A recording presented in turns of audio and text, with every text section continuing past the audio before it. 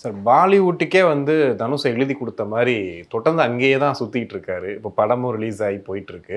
இல்லை, தனுஷுடைய வளர்ச்சியெல்லாம் நம்ம வந்து நினைத்து பார்க்க முடியாத ஒரு வளர்ச்சி, ஒரு உயரம் தான்.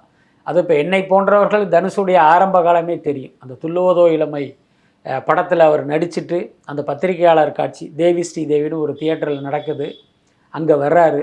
அங்கே நாங்கள் படம் பார்த்துட்டு அப்படி வர்றோம், பத்திரிகையாளர்களை ஃபேஸ் பண்ண கூச்சப்பட்டுக்கிட்டு ஒரு செவத்து பக்கம் திரும்பி நிற்கிறார்.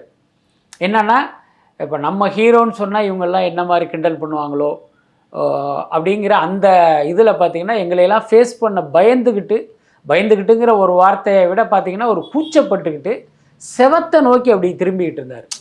அப்போ நான் இன்டர்வல் அப்படி வெளியில் வர்றோம், நானும் எம்பி மணி அப்படின்னு ஒரு மூத்த பத்திரிகையாளர், நானும் ஒரு சரி டீ சாப்பிட்லாம் அப்படின்னு வர்றோம். எய்த்தாப்பில் கஸ்தூரி ராஜா நிற்கிறாரு. இவர் ஒன்று, என்ன கஸ்தூரி ராஜா பையன்தான் ஹீரோவா அப்படின்னு சொல்லிட்டு ஒரு சிரிப்பு சிரித்தார். அந்த சிரிப்போட அர்த்தம் எனக்கு தெரியும், ஆனால் கஸ்தூரி ராஜாவுக்கு தெரியலை அல்லது அவருக்கு புரியலை. ஓகே. உடனே அவர், ஆமாண்ணே என் பையன் தானே ஹீரோ, தான் நிற்கிறான் அப்படின்ட்டு, பிரபு அப்படின்னு கூப்பிட்டாரு. அப்போ அவருடைய பேர் வந்து வெங்கடேஷ் பிரபு. பிரபு அப்படின்னு கூப்பிட்டாரு. அப்போ தனுஷ் அப்படி திரும்பி அப்படியே